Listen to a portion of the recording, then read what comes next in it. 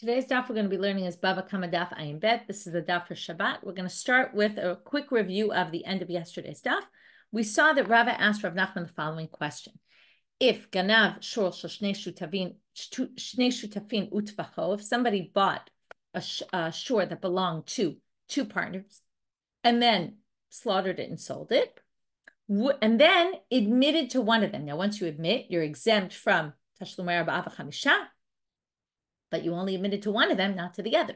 So do you pay a partial payment of arba'ah v'chamisha? And do we say, chamisha bakal tachara, chamisha bakal amar Rahmana, which would mean even chamisha chatzei bakal, or does it mean, no, chamisha bakal, it has to be 5 full ones, not half payment? That was the question. Rav Huna answered, it's actually not going to be half payment. You don't pay half payment. And he then explained, how does that work out within our Mishnah? Okay, because remember, our Mishnah had two parts. One was our Mishnah and one was the next part of the Mishnah. And then we basically ended up explaining, right, Rava brought our Mishnah as a difficulty on Rav Huna.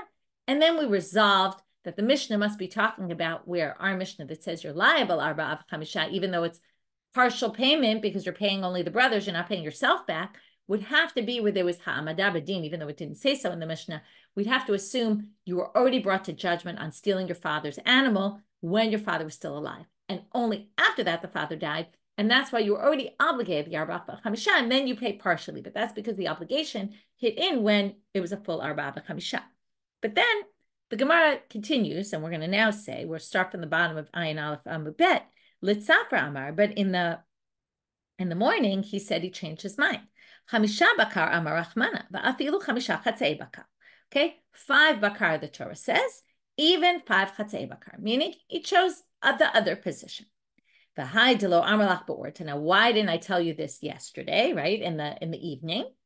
Well, delo achli bisra de Torah, because I didn't eat the meat of the ox. Now, first of all, there's a connection. The whole question was about an ox. What does he mean by this? So there's all different interesting interpretations. Either he didn't eat at all, and because of that, he wasn't thinking clearly, or he didn't eat meat. In other words, he ate something that wasn't nourishing enough, and because of that, he didn't think clearly, or perhaps it's just an idiom that means, well, I didn't think it through clearly enough, okay? Somehow not eating meat of an ox meant, it was an idiom for I didn't think it through clearly enough.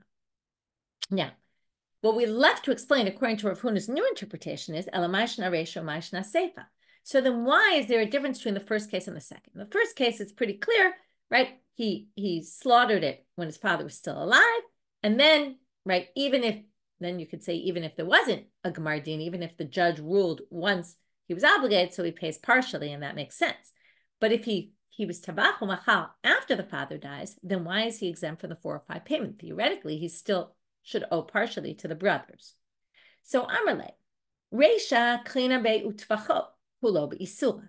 The Reisha is when he slaughters it entirely. It was forbidden to him because he stole the father's animal and slaughtered it while the father was still alive and it wasn't owned by him at all. But Seifa lo klina be utvacho hulo be'isura. The word utvacho, I'm going to darshan this also further on today, means and you slaughtered it completely, meaning you stole it, it wasn't yours, and you completely slaughtered someone else's object, someone else's animal. So in the case where you're a partial owner, you didn't completely, now it's true, you stole it when the father was alive, but at this point, right, it really was owned by the father, but you become a partial owner of it. So you're not slaughtering something that's completely not yours, and therefore you're not going to be obligated. So that's a totally different way of understanding that next Mishnah. Now we're going back to our Mishnah. In the next case, really, it's not the part they quote, it's the next part that's important. And you slaughter meat that's not meant for a sacrifice, and you slaughter it in the temple. Now, you're only allowed to slaughter sacrifices in the temple. And if you slaughter things that are forbidden to be brought into the temple, they're chulin, they're not sacred, then they're forbidden to benefit from. Now, what does that have to do with anything? We're going to now bring 2 different versions of a sugya. You're going to see that a lot of it is similar, but where they start and where they end is a little bit different, or the back and forth is a little different. We'll highlight it as we go through. We're now going to say in the first version, Amale Rav Chavivi Mechosna, Rabbi Chaviva from Mechosa, said to Rav Ashi, Shma Mina, one can infer from here, Eina l'shchita ela levaself. Now, there's a big machloket to Rabbi Yochanan and Rabbi Shimon ben Lakish about whether when you do slaughtering, is the whole act of slaughtering significant, or is it just the end? When you slaughter, you do 2 simanim. Okay, you have to do the esophagus and the trachea. And what if you start slaughtering one, and then let's say, there was a Gentile who was part of the shechita. Let's say he started it and you finished it. So if you say Eina l'shchita ela levaself, then you would say, well, the key is the end, and you did it. The Jew did it. A shechita with a Gentile is not kosher. You did it. It's fine. If you say yesh and l'shchita mitchila v'ad the entire thing has to be done properly. Then, right, because we view the beginning of the shechita process as all part of it, then it won't work. It won't be valid. So now we're going to see that Rav Chavivi says, we can infer from our Mishna, and we're going to have to see how we connect this. Eina l'shchita ela levaself. The shechita only really kicks in at the end. Why? Because if you say we already view the beginning of shechita as if you did shechita, okay, it's already part of the process. What did we say? Chulin are forbidden to benefit from. And we also said that you're going to be liable for them. Well, those two things can't go hand in hand if you hold the yesh l'shchita mitchila v'ad sof. Because as soon as you start slaughtering that animal, it's already chulin shenishchatu b'asara, because the beginning of the shechita is considered an important part of the whole thing. And therefore, the moment you start slaughtering this animal that doesn't belong in the temple and you slaughter it in the temple, you already are now liable. It's now forbidden to benefit from. Once it becomes forbidden to benefit from, and you slaughter it, then idach lo demare katava. You're not slaughtering anyone's animal anymore. Why are you liable for tvicha? Because you slaughtered and sold someone else's animal. But this animal is not owned by the person anymore, because as soon as you start slaughtering, if you hold yesh l'shchita mitchila v'ad sof, it's immediately forbidden to benefit from. If so, it has no owner really, because it's worth nothing. It's not owned by anybody anymore. So you shouldn't be liable for tvicha, because your tvicha is on something that didn't have an owner. And you can only be liable tvicha if it has an owner.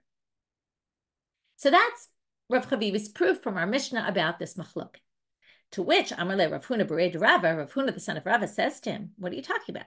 Ki kamachayevahu porta. What do you mean? If you say yesh l'shchita mitchila v'ad sof, then tvicha also. As soon as you start slaughtering it, you're already liable for the slaughtering and the 4 or 5 payment. So you could say yesh l'shchita mitchila v'ad sof, and it would work with our Mishnah. So we now have 2 opposite opinions here about whether you can infer from our Mishnah only that the Eina l'shchita ela levaself, it only kicks in at the end, because otherwise this wouldn't make sense. Because then again, let's go back. When you slaughtered it in the temple, it's only forbidden to benefit from at the end. And at that point, you already slaughtered it. And at that point, you were liable to pay the owner, because it was owned until the end, until you finished the slaughtering. Whereas if you hold yesh l'shchita mitchila v'ad sof, it wouldn't work. But according to the one who says that, says, I can explain it. Rav Huna says, because you can say, from the moment you started the shechita, you already became liable for the tvicha. So again, at that moment, right, you slaughtered it, it only became ownerless the second you finished that beginning part. But for the moment you started slaughtering it, it was owned by somebody until you did the slaughtering, and therefore you're liable to 4 or 5 payment. To which Amalei Rav Ashi, lo titchie, he says, don't reject what Rav Chavivi said based on what you just said. You're wrong about that. It's not true. You can't possibly be liable for tvicha for the beginning of the slaughtering, even if you hold yeshna l'shchita mitchila v'ad sof, for the beginning is significant. Utvacho, I told you we'd see this word again. Utvacho means you slaughtered it, meaning complete slaughtering.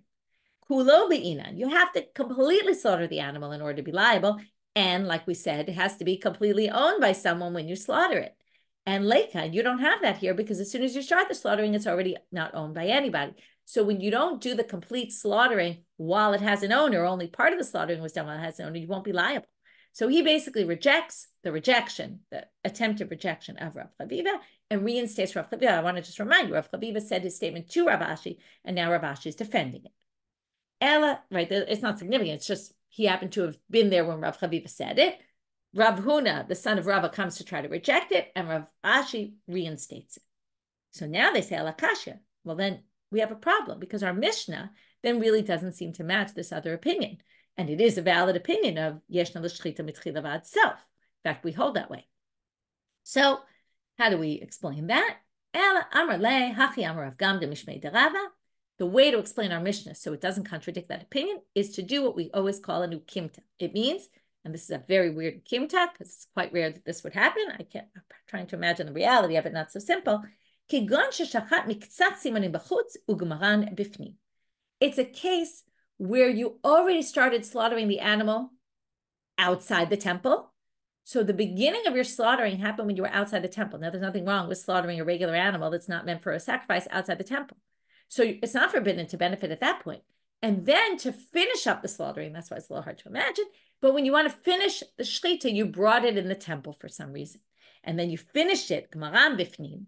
Then we have the tvicha happening at the exact same time that the forbidden to benefit from kicks in, which means that when you slaughtered it, you finished the slaughtering, it actually still was owned by somebody, because until you finish it, right? When you do that second part, that's when it becomes forbidden to benefit from. So we found an ukimta where it all happens at the same time, even though theoretically, if you had done the whole thing inside, it actually would have already been forbidden to benefit from, and then you wouldn't be liable for tvicha, based on what Rav Ashi had said, that, again, tvicha has to be only when it's completely slaughtered. And the chulin shenishchatu ba'azara would already become forbidden to benefit from the beginning, but not if you didn't do the first part of the slaughtering inside, but you did them outside. So that would be the only way to explain that opinion. That was the first reading of this sugya. Now we're going to read it the second way. There are some people who read it like this. Amar Rabbi Shimon mishum de Rabbi Levi Saba. Okay, Rabbi Shimon ben Lakish said in the name of Rabbi Levi Saba, Ein ala shchita ela levasaf. He held shchita only kicks in at the end. But Rabbi Yochanan amar yeshna l'shchita mitchila v'ad self. Rabbi Yochanan says, what are you talking about? No, shchita starts already from the beginning, right? We view the entire act of shchita as part of the shchita, part of the slaughtering. To which Amale Rav Chavivi Rav Ashi. Now again, same people here, although we're going to have one minor person instead of Rav Huna, the son of Rava, we're going to have a different son of Rava. But comes Rav Chavivi from Mechoza, and he says to Rav Ashi, but here, instead of saying our Mishnah proves one side or the other, he says, if you want to explain Rabbi Yochanan, Lema Kasava Rabbi Yochanan, do you think that Rabbi Yochanan really held, because that's the only way I could really understand Rabbi Yochanan, the chulin shenishchatu ba'azara lav doraita, that it must be, right? And is this really what Rabbi Yochanan holds? And Tosfot actually says it can't be, because we see Rabbi Yochanan saying something else, saying the opposite somewhere else. Okay, I didn't even say what it was yet. Rashi doesn't really view that other sugya as Tosfot does. He doesn't think it's so clear cut. But either which way, we view this as a question on Rabbi Yochanan. Does he really think the chulin that were slaughtered inside the temple are not deoraita? They're not forbidden to benefit from on a Torah level. Meaning they are forbidden to benefit from, but that's only rabbinic. On a Torah level, they're not. Now, what does that help us? Well, turning now to Amabet, and this is going to be the same as what we saw before. If you say chulin shenishchatu ba'azara are forbidden on a Torah level, and you hold like Rabbi Yochanan, that shchita already from the very beginning, they become forbidden to benefit from, michi shachet laporta asra. Right? As soon as you slaughter a little bit of it, it's going to be forbidden by Torah law, if you assume it's forbidden by Torah law. And idach lav demari katavach. And then you're not going to be liable for Abba Chamisha, because our Mishnah then seems to show that the only way to understand our Mishnah with Rabbi Yochanan is to assume that Rabbi Yochanan must have assumed that chulin shenishchatu ba'azara are only forbidden to benefit from them on a rabbinic level. So on a Torah level, you're still the owner. That means you're still the owner until such time that you finish you're still the owner the whole time, because they're only forbidden to benefit from on a rabbinic level. On a Torah level, they're yours, which means if I stole them and slaughtered them in the temple, and you hold that from the moment I start the shechita, right, which again, now it doesn't really make a difference, because since I hold that way, well, it makes a difference. Since I hold that way, and I don't think that basically that means rabbinically, it's forbidden to benefit from right from the beginning, but that doesn't matter on a Torah level. On a Torah level, they're permitted in the beginning. And the tvicha, as Rav Ashi said before, is only at the end. So now you're going to be liable, right, when the tvicha is done with an owner. So how would that work? only if the guy still owns it. And the guy still owns it because on a Torah level, it's not actually forbidden to benefit from. So that would explain. And Amarle Rav Acha b'rei Rava. Here comes Rav Acha instead of Rav Huna, the son of Rava, and says, what are you talking about? Ki Kamma chayav nami ahu porta. You could say. The Rabbi Yochanan thinks, and this is how we explained him before, according to the one who rejected Rav Chavivi. So we're going to say the following. No, the Rabbi Yochanan really holds on a Torah level. It's forbidden to benefit from as soon as you slaughter them in the Azara. This case, what happened? You started to slaughter them. As soon as you started to slaughter them, they become forbidden to benefit because on a Torah level, he disagrees with what Rav Chavivi said. On a Torah level, it's forbidden to benefit from. But what? The tvicha kicks in right away also, because if you hold shchita starts right from the beginning, then as soon as you start slaughtering it, you're already liable the arba b'chamisha payment. To which Amalei Rav Ashi lo titzchei says, what are you talking about? You can't reject Rav Chavivi on the basis of that, because the basis, the premise of what you're saying is wrong. This is exactly what he said to him last time. Utvacho kula b'ina v'leika. If you want to say utvacho means and you slaughter it completely. You're not liable for slaughtering the arba b'chamisha unless you completely slaughter it. So really, when you finish completely slaughtering it, according to what you're saying, you're actually slaughtering something which is ownerless. So back to Rav Chavivi, if you really hold the shechita starts from the beginning, it's already part of the shechita process, and then it would be forbidden to benefit from immediately, it must be that Rabbi Yochanan holds it's not forbidden to benefit from on a Torah level, and that's why you will end up, when you do the complete the tvicha, on a Torah level, it's still owned by the previous owner, and that's why you'll be liable for tvicha.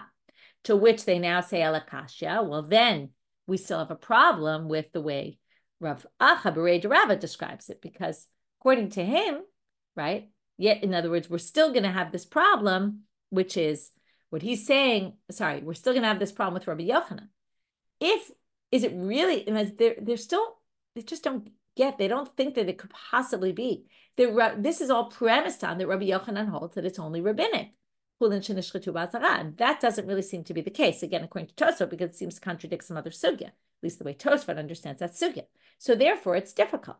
To which they answer, Amar Leri, Ha'achi Amar Rav Gamda Mishmei de Rava. No, this is the way Rav Gamda said in Mishmei de Rava.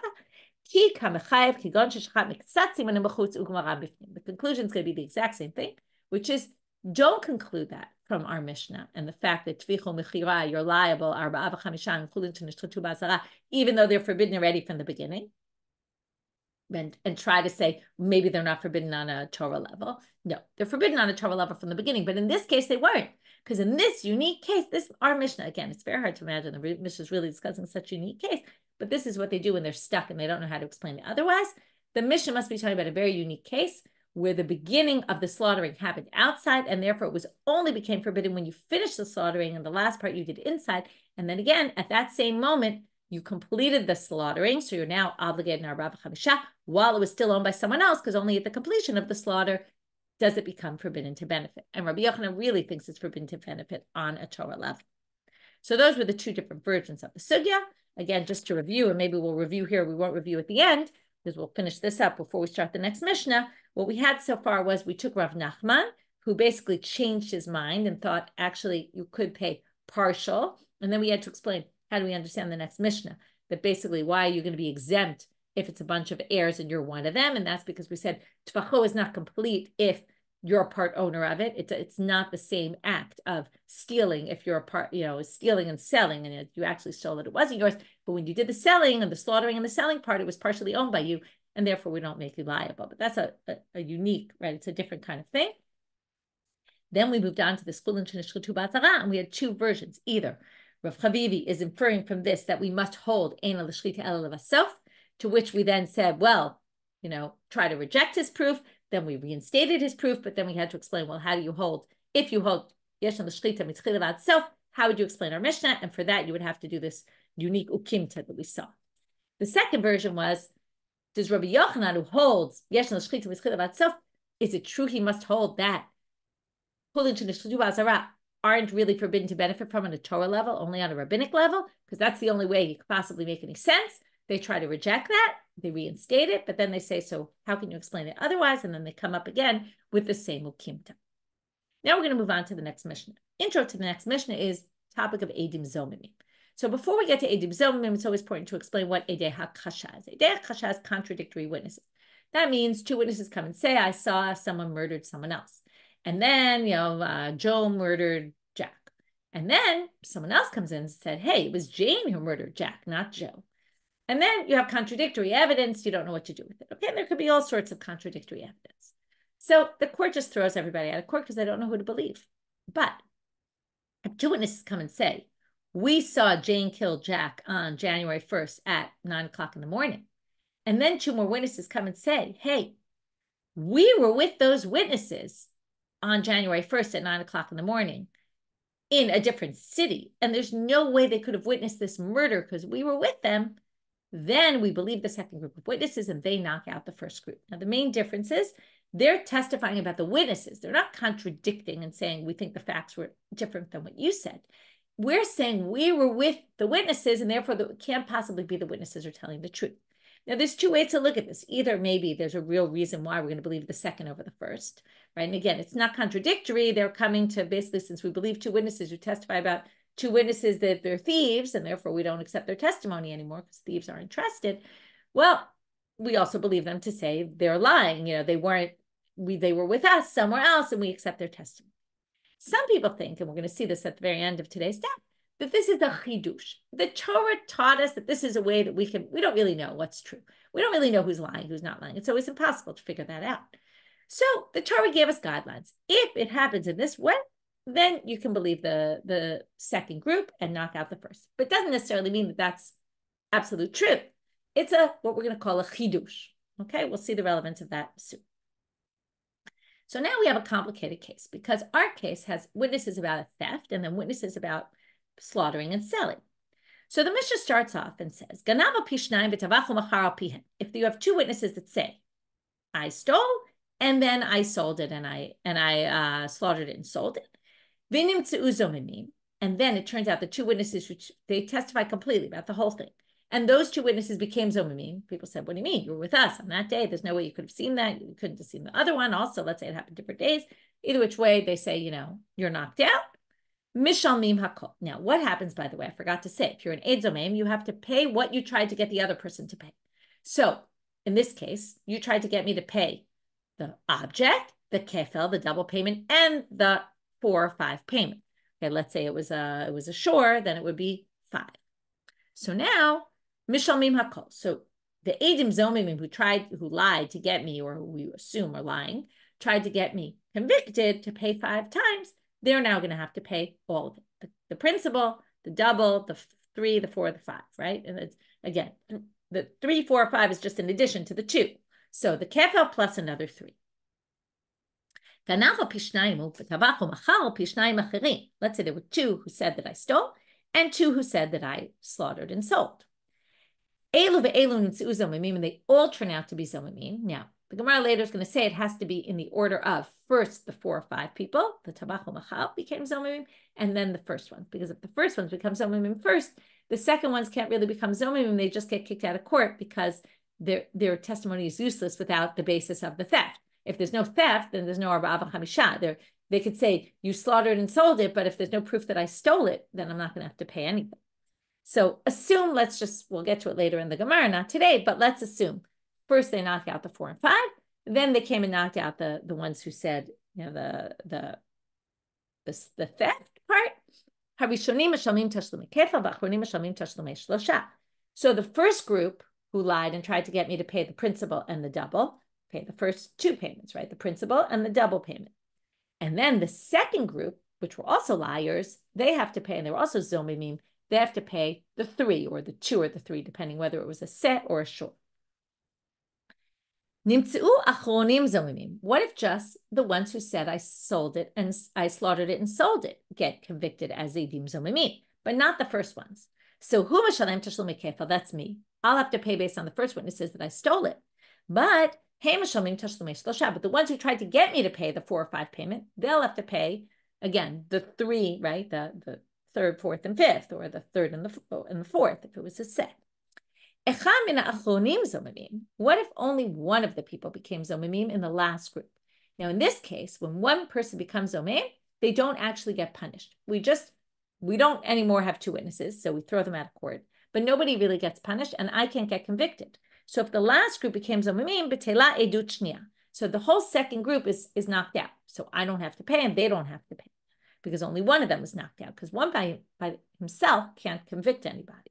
So that's why he doesn't end up having to pay, because it's only what you could have done to someone else, but you couldn't do that if you were just one person alone. If one of the first two became zommemim, well, again, you can't have the 4 or 5 payment, and you can't say you slaughtered and sold it if you didn't at least steal it to begin with. So since there's no proof that I stole it, then nothing happens, basically. And if it's only one of the first two, then they don't have to pay anything, because only one of them became zommemim, and the other ones just get thrown out of court, and I don't have to pay, and they don't have to pay. Because if there's no theft, then there's no right. Tvicha mechira is nothing. Itbar. Now we're going to start. The Gemara is going to start with a very famous machloket. It's famous because it's one of the 6 cases where we paskin like Abaye over Rava. Usually we paskin like Rava, and it's the ayin in Ya'al Kegam. That's the Rashi Tevot. We're going to see that tomorrow.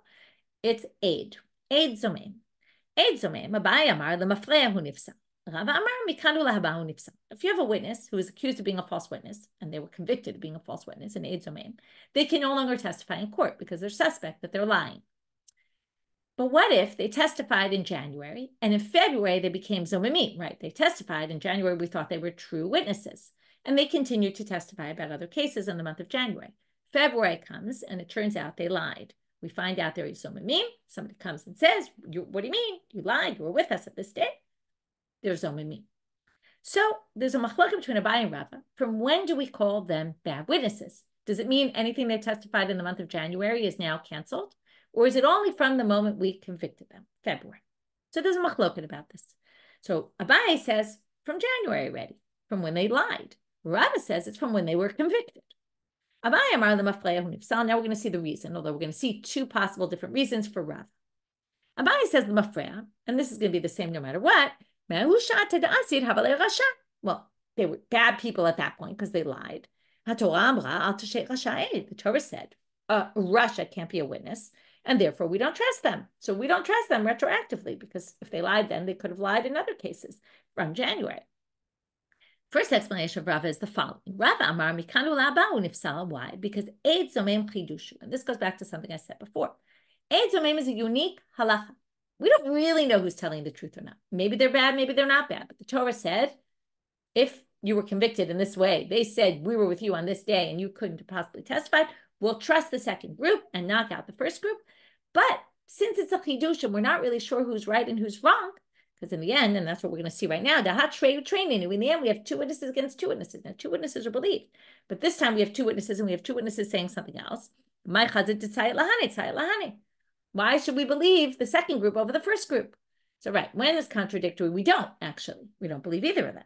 But when it's like this, we believe them, but it's a unique Torah law, which really means we don't really understand the logic, and maybe it's not even true. It's just the way the Torah told us we're supposed to operate. So if that's the case, we're not going to say there were Risha'im then. They only become Risha'im from when the Torah law kicks in, when people came and knocked them out. And therefore, they're only disqualified from now. Hilkach, and that's why, so therefore, we can only say they're bad from the moment of the chidush, when the halacha kicks in. It's an interesting approach. Some people say that, not exactly. He really holds like Abaye. That really, he was a Rasha from the beginning. It's not because it's a chidush. No, really, they're probably lying. Therefore, from the time they lie, we're going to basically disqualify them. But what? Why do they say really it only kicks in now, though? For a technical problem. Well, there's all these people who bought things and used them as witnesses in the month of January. First of all, this could have been a 6-month period. We don't know when the zommemim come. They could come anytime, really. And there's all these cases that these people testified about, and it's going to mess people up. Let's say I bought a house. Now what? The house isn't mine because now we don't have witnesses for it. It's going to create all sorts of problems. And because of that, we basically say we're only going to make the clock starting to tick now because it's too complicated to go retroactively and make all of the, and it's unfair to all those people who use as witnesses not knowing that, they were false witnesses. So therefore, it kicks in later. So the question is it a a basic difference or right inherent difference or a technical difference, right? That really inherently agrees with him, but there's this issue. Then we're going to get to my benai, what's the difference of halacha between them, and then we're going to see that we actually hold like Abaye, which I already told you. So this last part was all just about edim zommemim, and in this complicated case where there's two different stages, how does it all work? Depending on, right, we saw all different permutations and of what could be, and then we got into this famous machloka between Abaye and Rava about is eid zomem disqualified from the beginning, from when they testified, or only from the time they are convicted. This video we're also going to see more in Sanhedrin. With that, we finished for today. Wishing everyone a Shabbat Shalom, Shavua Tov, and maybe hear good news.